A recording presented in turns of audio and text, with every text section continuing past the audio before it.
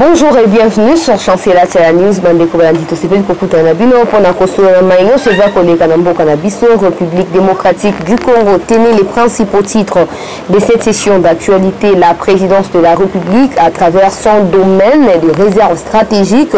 Et bon, on a Kobota 600 sacs à Massangu, 600 sacs à Loso et à Rico. En tout cas, on a Yangweza ko s'affilier na projet Bukangalozo Mokonembo Kayabaki na ko relancer.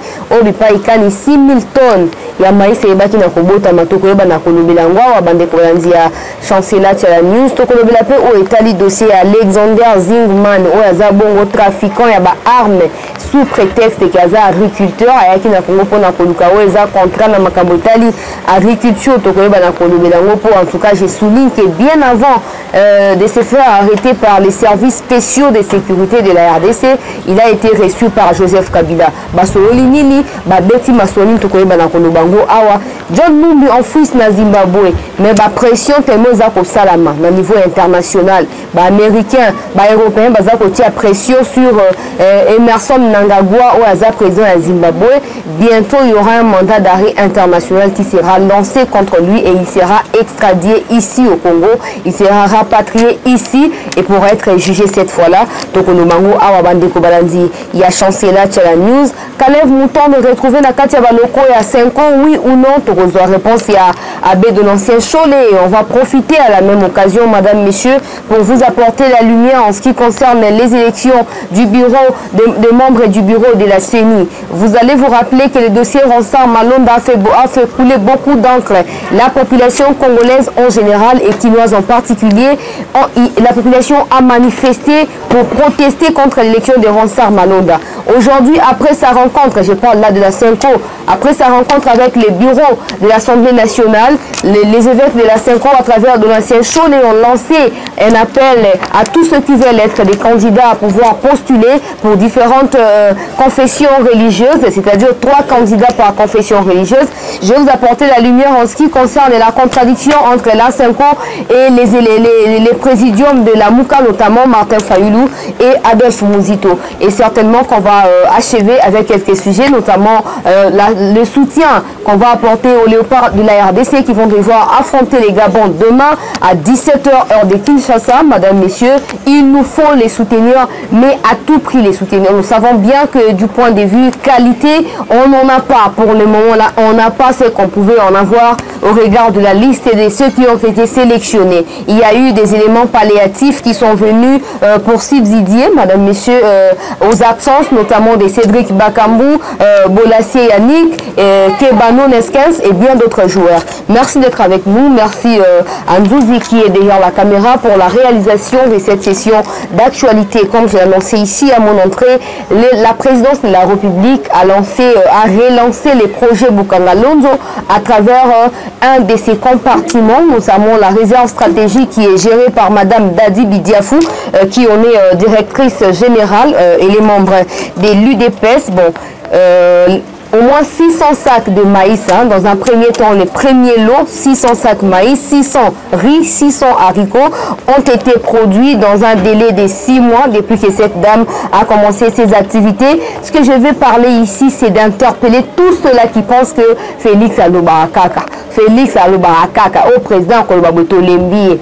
Si vous êtes conscient et sincère avec vos âmes et vos esprits, vous allez quand même vous rendre à l'évidence en disant que, ben voilà, Félix, quand il est arrivé au pouvoir, il a non seulement effectué beaucoup de voyages en termes de renforcement des relations diplomatiques avec les pays extérieurs, mais Félix avait aussi beaucoup promis au peuple congolais. Maintenant là, en tout cas, je vais prendre le temps de vous élister ce que Félix a déjà réalisé en 2 ans, parce que je vois que tellement incapable, il y a la vérité, il y a pour affronter vérité, plus pour approuver la vérité. En tout cas, au Kabila, au Kaïk, au Salaté, na 18 ans. Félix, au Assal, na 2 ans. Bissona Bino, Tokotiama, na Bomo, Kopoto, le Félix, ça c'est déjà mingi. Même si, tellement, depuis l'élection en 2018, comment on a mis s'est positionné derrière l'acteur politique. C'est-à-dire que nga naza muto wa Félix, nga naza muto wa Kabila, bon nga naza muto wa Fayoulou, nga naza muto wa Mouzito. Tout ça, ça nous amène nulle part. Et nous sommes là en train de sombrer. Nous n'arrivons même pas en fait à se mettre ensemble et à bâtir quelque chose d'important pour notre pays. Je vais vous donner des révélations en ce qui concerne toutes les manœuvres au Félix à Bandi Kosala, Banda Kosala, Kino Lelo. Pour tout le monde, que Lelo Félix a été inauguré, Chile Gelou, Nzela Bandi Kobongisa, point Njili. Combien de fois ma catastrophe naturelle et salement après Bamboula na Kisasa totika na mon Argentine ngobila pour quitter sur terrain totika comme mon Argentine ko ba ko apporter soutien et pas na peuple wanaté. Mais si aujourd'hui vous commencez à voir Argentine être actif sur terrain, pourquoi vous vous posez pas la question de savoir il est animé de quel esprit qu'il n'avait pas quand il était avec Kabila, quand il y avait la coalition Cash FCC. Sauf qu'on à niveau, il y a la vérité. Tu as tellement libéré que tu as réalisé où ils sont faux, où ils sont vrais, où ils sont sincères, où ils sont mensonges. Peuple congolais. Donc, ma sangwana, il y a 13 000 francs congolais. Lancement officiel na marché, il y a Kisasa et très bientôt là, d'ici fin un mois, et plutôt d'ici le 5 avril.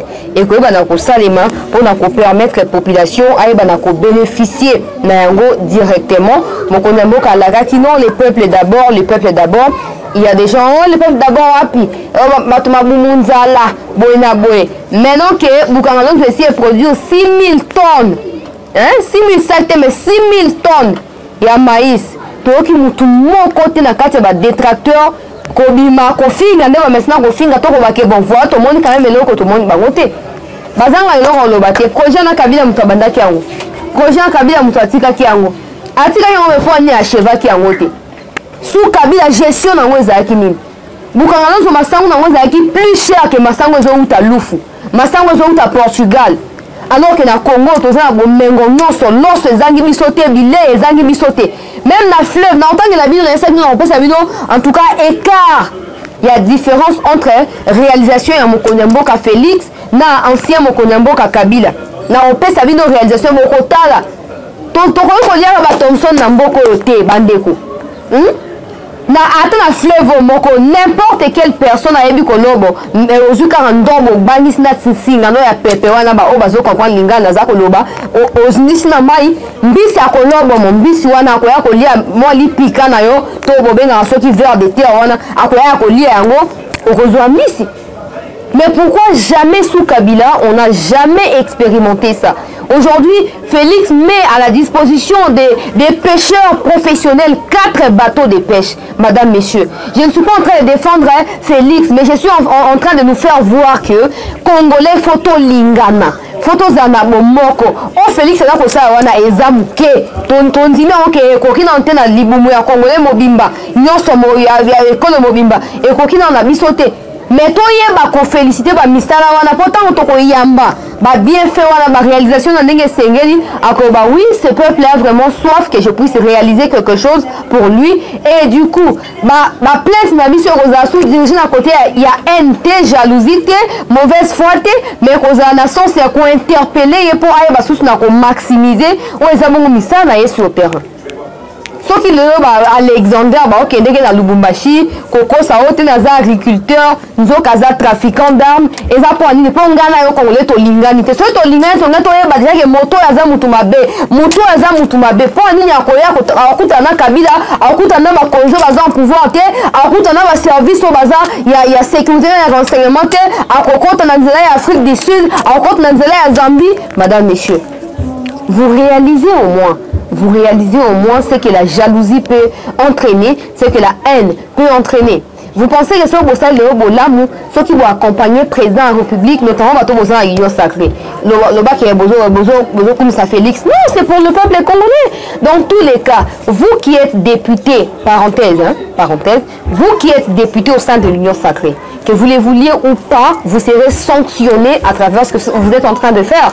Si aujourd'hui, si vous pensez que le quoi Félix a eu moins 0,0%, 0,3% à confiance, après si vous bolingi bo panza union sacrée bo kyokuta na bambongo bo sola makambo, détrompez-vous. Détrompez-vous. Le peuple reste l'armée la plus efficace au monde. Donc, ceux qui FARDC koki binote mbila républicaine koki binote boinaboy. Peuple yemo kwa kubenga na bino. Et puis la nationalité na bino eza douteuse boinaboy boze belé na kati ya ba fonction publique wana et koyebana. Et koyebana. Donc, rapidement, avant que le sujet, je ne vais pas vous embrouiller en parlant d'un sujet et en les mettant ensemble avec un autre, en tout cas. Et je tiens à finir ce qui s'agit des réalisations. Il y a Mokondi Mboka actuel.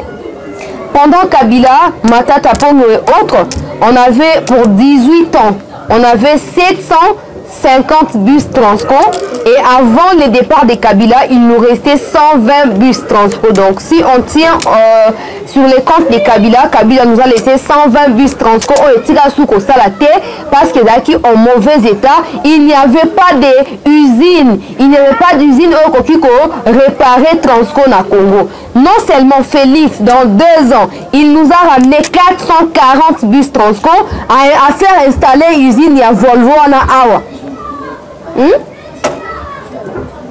A installé un awa na njili kuna a installé ango Kalami nta okeko inauguré ango. Il a fait signer ce contrat là pour permettre que Transco lié ba ekufi même ba comme ko yiba ba pièce et pas na ba même chauffeur, ba même receveur, ba ke roté ka pas un bon ko lié ka ba futa ba ngote. Comme ça il y aura des pièces de rechange ko zana ba dépôt pour permettre été ceux qui bus moko et baby rapidement on va changer la pièce et on remettra les bus sur les marchés ya ko sala pour peuple azanga transporter.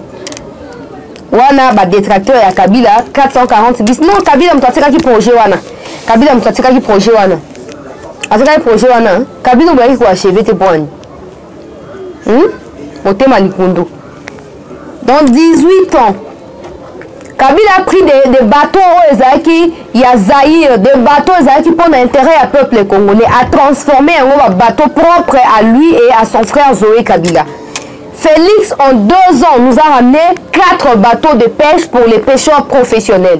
Il est allé à Sélé le 8 mars pour lancer la misala et pêche professionnelle. Il a ouvertement qu'il a eu opportunité à coller ça au quotidien peuple congolais. C'est-à-dire qu'à relancer mon Congolais, il faut pas foufou, besoin masangu, koto yope à relancer les poissons, poto bosana na formol, na ba Thomson et Utaralibanda. Tout ça là, on ne sait pas apprécier. Je ne dis pas que c'est suffisant, mais un pas en avant, c'est essentiel, madame, messieurs. Soyons réalistes. Soyons réalistes, c'est que Félix est en train de faire. Hein. Non, défendre a été, je n'ai rien à voir à défendre parce que je ne suis pas de sa cellule de communication. Mais je veux seulement nous déclarer, nous demander, voilà, surtout nous demander de demeurer dans l'amour. Nous savons pourquoi nous avons martelé sur l'amour tant que côté na sujet. Il y a Alexander, soi-disant agriculteur, il y a trafiquant d'armes. Congo Airways, vous voyez le nombre d'avions Félix Aya a bâti ici, il y a un projet en cours. Oh oui, avion Congo Airways et Banako Bakisama, Namboka Ol. CNSS, à côté qu'on a faillite, a Hebinako relancé en gros, Miba Ngoy Kassage. Non, ceux qui 18 ans à pouvoir à Kabila, 12 ans aux côtés de Kabila, Ron Kassai, Kassai Oriental, etc. Oui, boyebi botika ki miba na bino ba boza ba propre ba luba bisika miba esale maka boyebi ndeni bo sakaja ki miba ndira ba bokonzi na bino. Mais aujourd'hui, je sais que pour vraiment accélérer en ce qui concerne les travaux de la relance de la MIBA, il faut 350 millions. Dans un premier temps, Félix a sorti 5 millions et a donné pour les lancements des travaux. Pour un début, même si timide. Mais il y a un contrat en cours qui sera signé avec le gouvernement allemand afin d'accélérer avec les travaux de la MIBA et que la MIBA soit finalement relancée et commence à produire comme c'était avant. Là, Moutoumou voyez bien voté. Qui d'entre vous ignore que Kabila a tué la MIBA? Mbujimai, Kananga, etc. C'était parmi des provinces qui enviaient. Mais aujourd'hui, si on va contrer à RDC les plus pauvres, Grand Kassa et les premiers. Mbujima est à premier. Et alors quoi Équateur, rente Équateur, Kabila n'a jamais songé à réparer ce qui a été détruit, à réparer ce qui a été, je sais pas moi, aplani. Il n'a jamais construit au rente Équateur. Non seulement il a trouvé de José Makila des grands voleurs, des égocentriques, des Boussatomba. Ils sont nombreux, je ne vais pas citer des Alexis Lenga Walenga, il a emprisonné Jean-Pierre Bemba illégalement. Et après, il a évité un an à Zaranango et pas équatorien. Kabila n'a jamais fait quelque chose, atteint à 0%, jamais. Il n'y a rien au Abokondia Kabila en Équateur. Pour ceux qui savent, ils peuvent aller visiter partout. Na Badolite et Bissigaka Nomuto Zaki Kofanda et on les qui patrimoine. Oh, il fallait valoriser, réhabiliter, remettre en pied. Et ça le quoi, ils ont un baba mikonzi, ils ont un baba contrat, etc. Mais Kabila tellement un ennemi à l'Équatorien, il n'a jamais songé à faire quelque chose pour l'Équateur. Bateau que ressortissant à l'Équateur, député, ministre, etc. Au lieu de faire un projet pour l'Équateur, c'est contacter à appartenir à la famille politique à Kabila, Tongo Limbongo et Sili. Et Sili. Dégueulasse.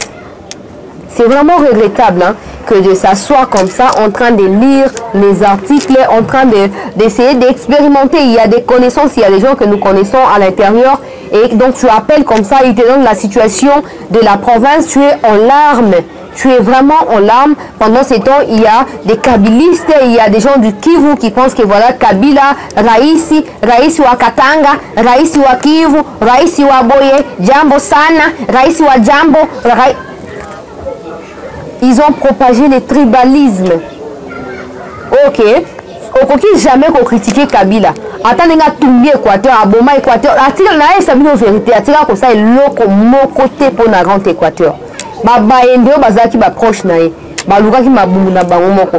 S'il était un bon chef, s'il était un grand leader qui sait choisir avec qui s'accompagner pour réussir dans son mandat, Kabila allait comprendre qu'à l'Équateur, ça ne marche pas. Il faut que je change de leader là-bas. Il faut que je change de dirigeants.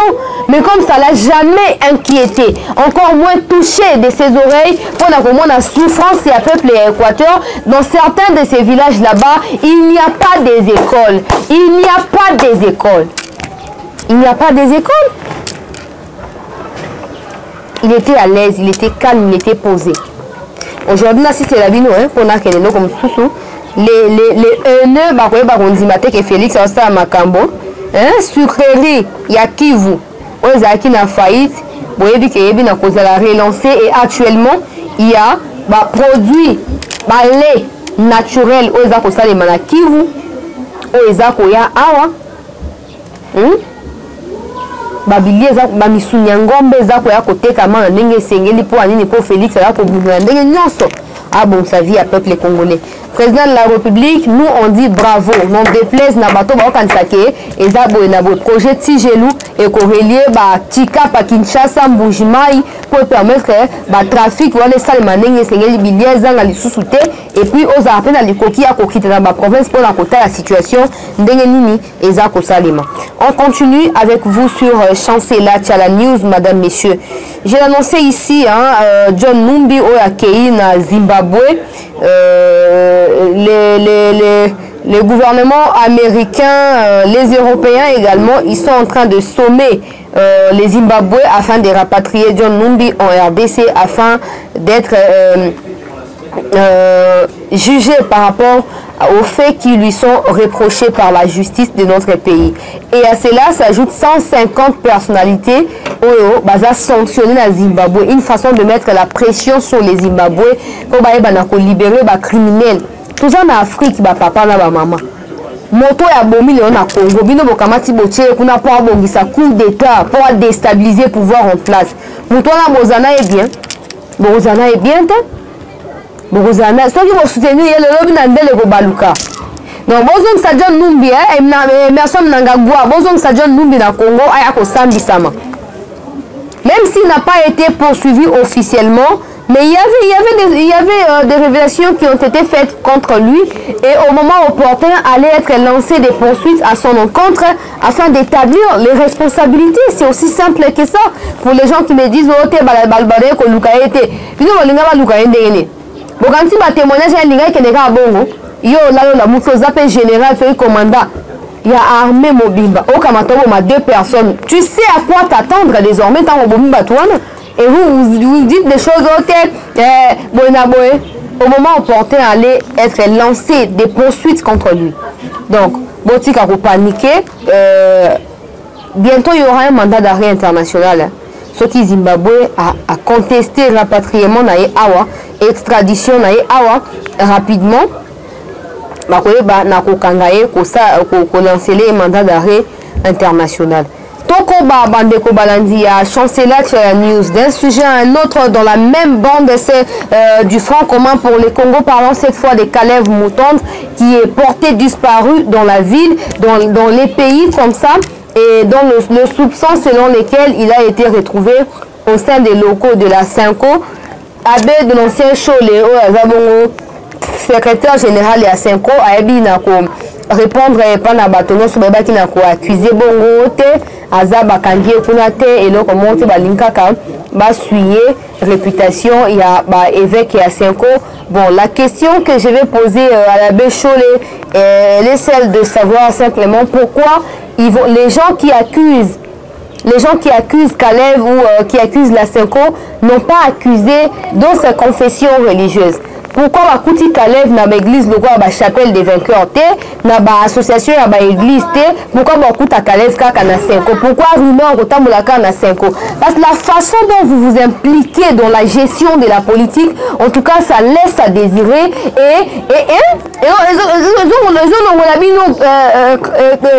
crédit moko boyena mis sur la population crédibilité on va dire au place bino façon vous vous ingérez, vous donnez même à fond dans ma campagne politique.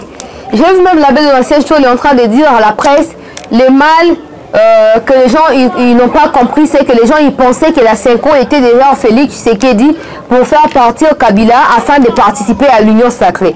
Ce qui n'est pas le cas. Aujourd'hui, la Cinco va mettre également pression sur Félix s'il ne travaille pas bien. Vous en 2023, ça nous va aligner Martin Fayulu dans l'Union européenne. Bon, ça là, nous sommes dans la démocratie. Mais dans la prérogative, on est confession religieuse. On ne voit pas ma confession qui a engagé le coup la Cinco. C'est ça qui inquiète. Et puis maintenant, on va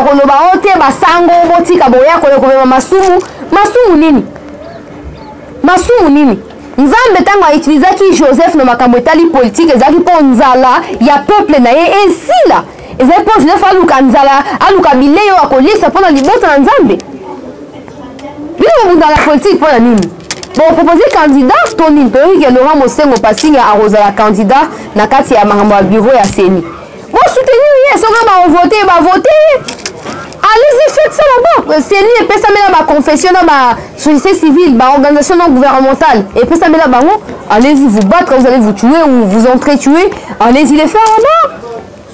La façon dont vous vous imprégnez, je répète là, dans les affaires politiques de la RDC, et c'est là sous Félix, ça laisse à désirer. Et du coup, les gens ils n'ont plus l'intention de vous respecter comme c'était avant parce qu'ils vous prennent comme des acteurs politiques encore très engagés que ceux-là qui sont dans des partis politiques officiellement reconnus. Tout le bani. Nakota bamona likamona bandeko ya Sabino. Bango ka 5 ans na agenda na biso to bimisi yango 2023. Boko kosa bisote to tia pression sur bato baza ko diriger pour toujours ma élection en 2023. Na éviter so Félix ça éviter ba OK élection ko za té to pe nini to éviter. Nous on veut voir la 5 ans militer pour la gratuité enseignement. On veut voir la 5 ans se battre pour faire réussir ces projets là de gratuité enseignement. On veut voir la 5 ans descendre sur le terrain Caritas za catholique. Apporter de la nourriture na bateau baza submerger na ba mai za ko chola butu mo na kisasa. Apporter des histoires à manger, des histoires à boire, des habits à porter. Vous êtes animé par un esprit hyper politique, soi-disant ce que vous prétendez défendre pour l'intérêt du peuple congolais, vous oubliez. bato bazindia bato bazindaka chaque fois mbula so ebetina kisa so bato bazindaka okoyebela biso 5 ans peut-être kosunga commune songo tosunga bango na ya kolia na ya komela na ya kolata tomonaka yango te kosalema 5 ans bakutani na bureau ya Assemblée nationale Mbosso Kodia oh non basololi et puis nasuka masolo wana bon en tout cas comme on était trop penché du côté Ronsard Malonda on était dans des discussions voire disputes. Maintenant nous appelons tous les candidats ceux-là qui prétendent faire partie du bureau définitif de la CENI qu'ils doivent plutôt qu'ils viennent déposer leur candidature ici afin de passer prochainement aux élections en ce qui concerne la composition de ces bureaux-là. Et puis, vous n'avez pas l'habilité d'engager la société civile ou les confessions religieuses parce que vous n'êtes qu'une structure au sein de cette méga plateforme qui s'appelle confession religieuse ou société civile. C'est un combutu moudekoti. Faïlu babi tika pour engager ma confession, tika pour engager société civile, tika société civile ya pona moto ya kolaksa kuna bongo bato bakoyeba na koleka na ba élection po ba ke c'est un kona na muka suko ba comme paye na bras de fer. Or lobby ba wanda ko ba même langage. Union européenne, nous voulons des élections dans les délais constitutionnels. La Mouka, nous voulons des élections dans les délais constitutionnels. C'est encore mise sur ton agenda. Donc, tu as une pression, tu as donc maintenant là, nous sommes à l'étape où les candidatures doivent être déposées. Mais pourquoi ces candidatures doivent être déposées à la Senko? Est-ce que la Senko a été mandatée pour organiser les élections et à bureau définitif et à CENI tous les ans? Et on tout le monde dans Congo Brazzaville va écarter simplement. Ça soit lobby, ils ne vont pas superviser les déroulements de l'élection pour éviter du désordre. Senko. Si on lit le parti politique, tellement on a une église, donc on a des adhérents au-delà du monde. Donc on a nos partis politiques. Oh, ils sont essentiels, na bateau va prétendre défendre l'intérêt du peuple, ça vous échappe à l'œil. Vous combattez aux abongos gratuité et enseignement, vous les combattez. Ce qui n'est pas normal. Ce qui n'est pas du tout normal. Donc voilà ce que bitumbe kosi entre la mukana bango en tout cas bo sala ndenge bokanisi biso tozaka wana pona ko relayer déroulement bitumba la bino mokole kosenga ko kitalo ko filmer bitumba to ko filmer kaka. Et là vous oubliez que c'est vous qui prenez le temps, qui faites passer le temps inutilement. Depuis les Ronsard Malonda, ce qui est possible d'évaluer qui est bon Ronsard et aboutir à un échec. To proposer ma candidat Moussoussou Yassika, to qu'elle rapidement pour accompagner les pouvoirs, pour que ça pouvoir raison que bon élection qu'on a organisée parce que Nanga n'est pas dans son mandat, Nanga n'est pas légal, il y a quoi banako organiser n'est pas légitime, il y a quoi banako organiser ma élection des bon ça on banaka. Maintenant on va retarder wana Félix a un problème binondé. Maintenant encore maintenant élection qu'on a organisée parce que il n'y avait pas un bureau pour réunir toutes les conditions. Wande bisika Félix Arozala akoluka koyiba mandat akoluka kosala makambo yo oh bino boza kotelemela bino bobi o non boinabo. Toko ba toke na sujet mususu bande ko balandi ya chancela Chala News. Nazwa moi sujet moko o bisika na obenda muyembe na longondo matoi. Tellement na aéroport awa. Ba congolais diaspora baza koya ba lingi ko ka makambo $45 te ba kamati ba commission internationale. Na aéroport ya Liège, ya plutôt ya Charles de Gaulle na Paris. Baza ko exiger à tout congolais $45. Il y a qu'à payer 45 €, il y a qu'à payer sur place et puis remplir un formulaire soi-disant formulaire hollandais et qu'à valider déplacement de la France pour le Congo. Oui, mais bon, il y a au niveau international. Donc oui que kuna bazaka très rigoureux na makambo ya mibeko na makambo ba conditions établies. Bon oui bolongwa biso moko toko ka bango te to ko luka soutien en France, to luka soutien ya ba pays étrangers pour permettre biso to ba bongo na ko récolter ko amasser pamba ka bongo ba 45 € wana ya ofele. Mouyembe. Mouyembe na Longondo. Bon oui ko pesa une explication. Longondo était incapable d'expliquer à la presse d'où partent les 45 $ au Batouafout à l'aéroport.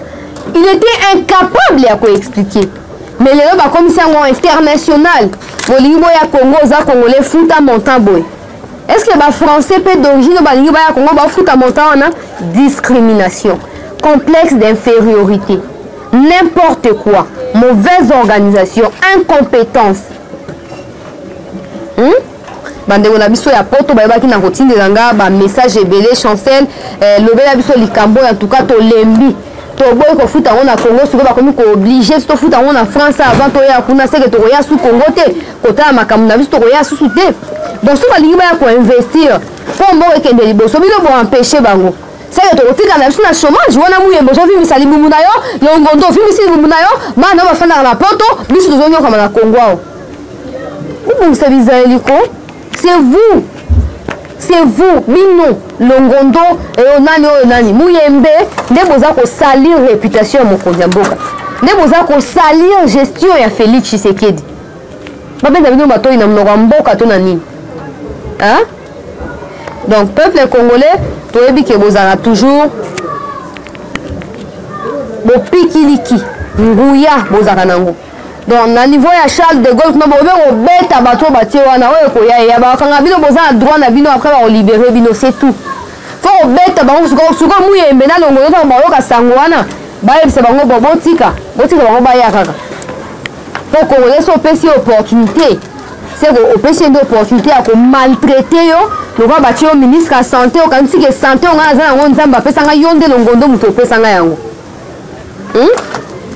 On continue, je ne vais pas m'emballer dans ça au risque de m'énerver pour rien. Bandeko Balandi a chancela Tchala News. On continue, on va prendre peut-être un avant-dernier sujet. Alexander Zingman, un trafiquant d'armes, c'est un américano-biélorusse Kangi à l'aéroport à Lubumbashi après sa rencontre avec Joseph Kabila. Bon, bandeko, bon, quand ça n'a binomo quoi? Yoza acteur économique, osa homme d'affaires, oye koluka investissement dans le domaine de l'agriculture. Est-ce que tu as des comptes à rendre à Kabila ou tu dois rencontrer les autorités sur place afin de négocier un contrat dans la mesure du possible? Congo est à la poubelle la binoté, Alexander, Fungola Makutu yo Kangai. Congo est à la poubelle la binoté ou na bosoto na yo kuna oya ko boire kaka. Olingo yiba ni yoko yiba kaka na Congo. Assez c'est assez. C'est comme ça que j'interpelle le peuple congolais à la vigilance, à l'amour. Sauf au Lingani, on ne va pas voir les pouvoirs de Félix, on va d'abord voir l'intérêt de notre pays. Sauf que les Bakati Kivu, Bakati Katanga, ce n'est pas Félix ou la famille biologique de Félix qui a perdre, non. C'est nous qui habitons, c'est nous qui habitons, il y a pays où là. Habiter, nous on est à Moka, mais c'est nous qui perdre. Qu'est-ce qui vous dit que ce Bakati Kivu, Bakati Est, le Robino Bato Bozasi Makabila Boropema? Qu'est-ce qui vous dit que ce Bakati Yango, Bakati Katanga, Nengo et Moulunda Lobaki, ce Bakati Katanga, Nemino Bato Kabila Boko respirer? Pendant les 18 ans de Kabila, vous, les Kabilistes, les Katangais et autres, en quoi vous aviez bénéficié de son mandat? Ou de ses mandats? En quoi vous avez bénéficié? Il faut intervention à des services spéciaux pour les Banakokanga, ceux qui Alexander Zingman. Alors, Dan Getler, la nationalité américaine, américaine, la nationalité américaine, le président de la République, il a pris la décision de traquer. À travers sa justice, il va traquer tous les criminels, ceux qui ont commis des crimes de guerre, des crimes contre l'humanité, mais aussi des crimes économiques. Donc plus rien ne sera comme avant. Abaki a fouiné va passer à Batouté. Mais aujourd'hui, vos actes de Kalev, de John Numbi et autres, comme vous le savez, la bande, la bango, bateau, bazaki, la famille politique, à Motoakala. Ils veulent faire voir au public que ce sont eux qui sont puissants que l'actuel régime, que l'actuel président. Au moins, hein, quand il y a un réaménageur qui a un mandat, qui a un salaire, il y a un magistrat, il y a un juge, il y a un banan. Des mots au foot, au salaki à ma vie. Il n'y a qu'au Congo que tu vas voir, je suis capable de vendre à mon frère, ma soeur, pour un intérêt qui m'est égocentrique, moi, mon intérêt à moi, toujours moi, pas les autres. Pourquoi service spéciaux n'est à intervenir pendant qu'il y a ANER, il y a DGM? Pourquoi service spéciaux n'est pas intervenir? Pourquoi il y a une fois Kanga? Fati papa, peut-être les Congolais lingi au mingi aux amours n'amboka neba mesna kolobawa. Makambo za kosala to moni volonté ezali ezana début to bango bongo osana le rama longa ya munene to moni volonté ya kosala malamu ezali mais pour longa na malamu on a il faut zala entourer na bateau pe baza batu malamu bateau baza prêt ya ko accompagner yo na vision na lutte wana za ko mener na muto ya mboka na biso pardon hein au moins le roi union sacrée bato alo koso ya ba poste ministériel bakanisi ke ba kopanza union sacrée pour na ba poste na bango sokola bango nyonso mupanzi longola bato ya kabila tu na kati ya DGM tia bango mupanzi longola bato ya kabila na kati ya ANER tia bango mupanzi zwa bato ya confiance digne de confiance oyo bakotrahir yo te bato baza kito double te o tantôt plutôt te tolingi bongo te bato bakozela olali ata na minuit basi bayebi so ke non mokonzi ya mboka tala ndenge eza boye bato songolo bakoti balingi basala eloko boye. Il ne faut pas que la présidence de la République soit surprise comme cela au stade de la terrain alors qu'il y a des services qui sont mieux placés pour nous informer en temps réel. Les gens ils auront l'impression peut-être la tendance à dire que oye ba makambo na nyonso ya wana otika ango bongo. Oh il y a des choses au basala oye bi ango te. Et puis pour oye ba ngo sengeli bato ba o pesa bango confiance o baza ko talela peyo. Baza ko ndima pe makambo yo za ko sala. Je sais que je n'ai pas besoin ya côté à tour ya kolobali comment ko oza fait mon abonné na boye bi ke oye pe makambo na nyonso ndeza koleka. Mais salakeba il y a de nouvelles têtes qui vont travailler. Vous n'êtes pas obligé à cause de Kabila, hein? Sinon, on peut s'amarrer, faire une raison. Changement au salaire, on peut faire une raison. Dans ton ligne, tout le monde, nettoyage des fonds en combre,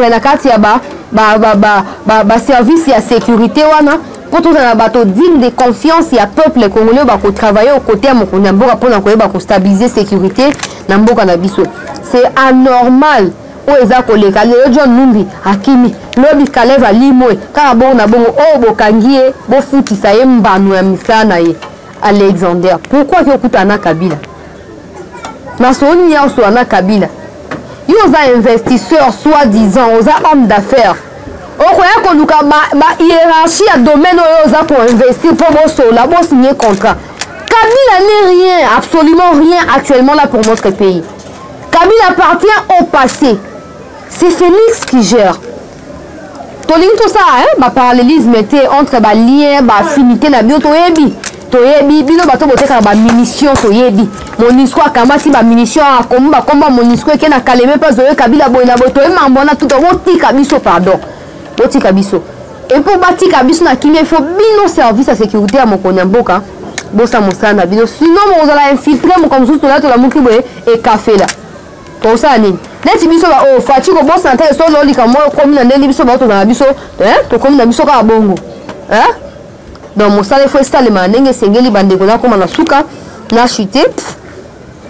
Service à sécurité à président de la République, il faut la renforcer. Na pesa bino mo information muke na Congo Brazzaville 88,57% des voix des élections ya comment il Sassou Nguesso réélu pour un nouveau mandat mais na Congo des gars Félix il fasse un mandat moko Félix. Dans tous les cas, Botika Peuple a sanctionné le mandat à Félix. Ce n'est pas à vous, des confessions religieuses ou des acteurs des partis politiques ou des plateformes électorales, où on distraire le peuple congolais pendant que Fatia Lingacha Massango Nazando, il y a une contradiction pour que Massango Zaki Akala et Zakalate. Donc, comme Nasuka, rapidement, on apporte notre soutien au léopard de la RDC. Je ne saurais pas vous nommer ici par vos noms. Voilà, vous êtes nombreux, les capitaines. Marcel Tisserand, merci d'être venu. Chancel Mbemba, une très belle carrière et surtout un bon parcours cette saison 2021. Avec les Porto au niveau du Portugal, la qualification pour la phase des éliminatoires directs de la Champions League de l'UEFA avec les Porto, et il est en train d'effectuer des grandes réalisations, des grandes réalisations avec les Porto. Bravo, merci également d'être venu.